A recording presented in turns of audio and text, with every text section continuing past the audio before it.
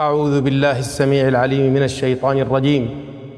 وقال نسوة في المدينة امرأة العزيز تراود فتاها عن نفسه قد شغفها حبا إنا لنراها في ضلال مبين.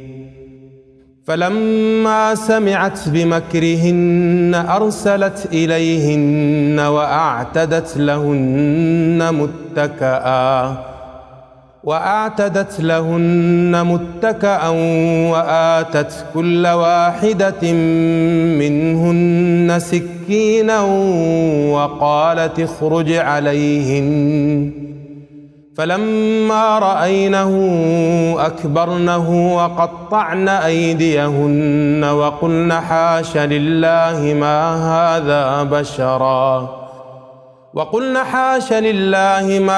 هذا بشرا إن هذا إلا ملك كريم.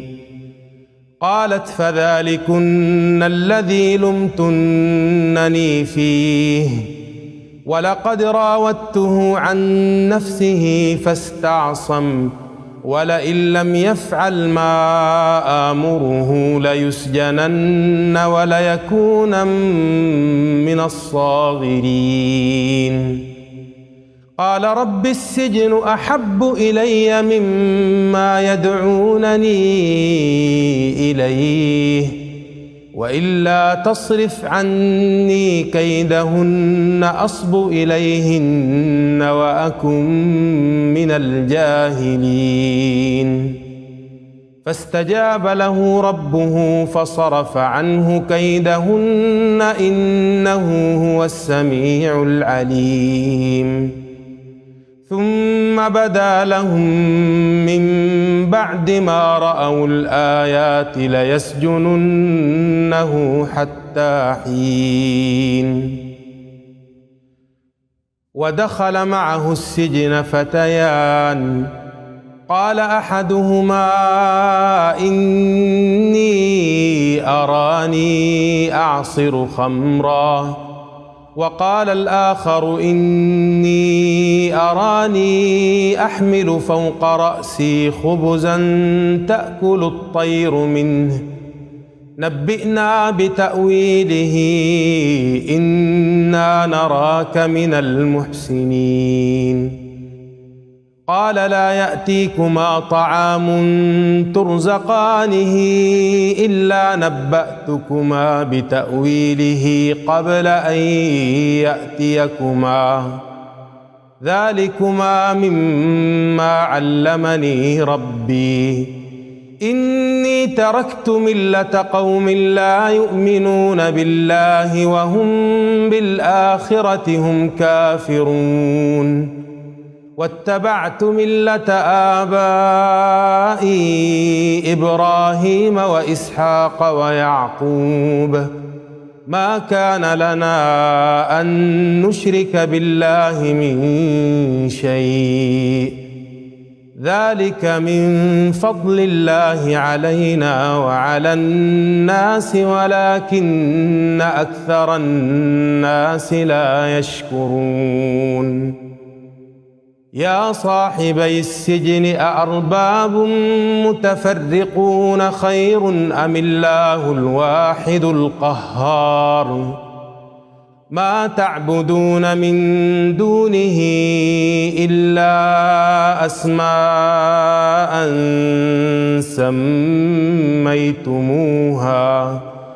سميتموها أنتم وآباؤكم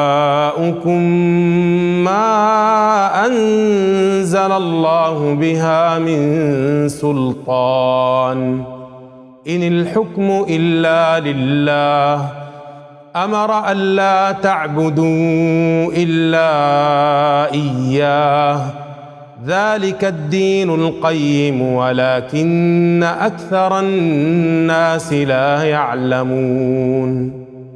يا صاحبي السجن أما أحدكما فيسقي ربه خمرا وأما الآخر فيصلب فتأكل الطير من رأسه قضي الأمر الذي فيه تستفتيان.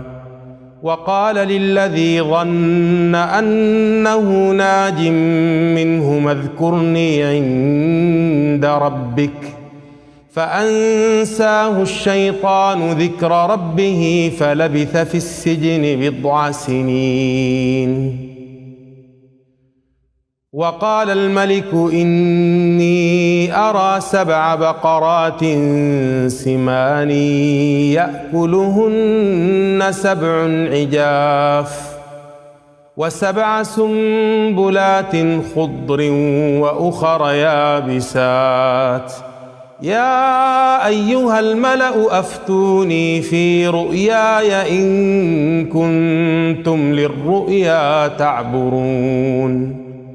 قالوا أضغاث أحلام وما نحن بتأويل الأحلام بعالمين. وقال الذي نجا منهما وادكر بعد أمة أنا أنبئكم بتأويله فأرسلون.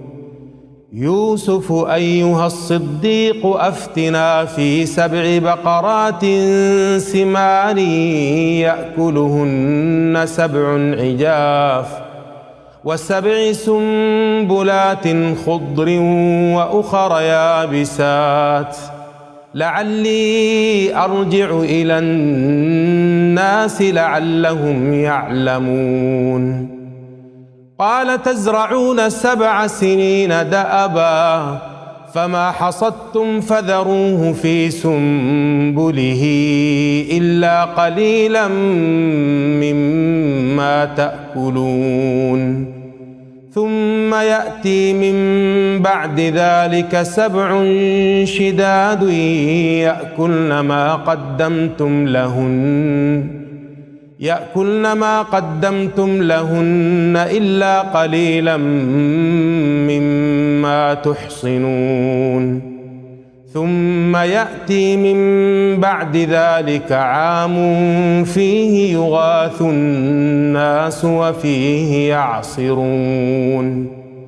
وقال الملك ائتوني به فلما جاءه الرسول قال ارجع إلى ربك فاسأله ما بال النسوة اللاتي قطعن أيديهن إن ربي بكيدهن عليم. قال ما خطبكن إذ راوتن يوسف عن نفسه قلن حاش لله ما علمنا عليه من سوء. قالت امرأة العزيز الآن حصحص الحق أنا راودته عن نفسه وإنه لمن الصادقين. ذلك ليعلم أني لم أخنه بالغيب وأن الله لا يهدي كيد الخائنين.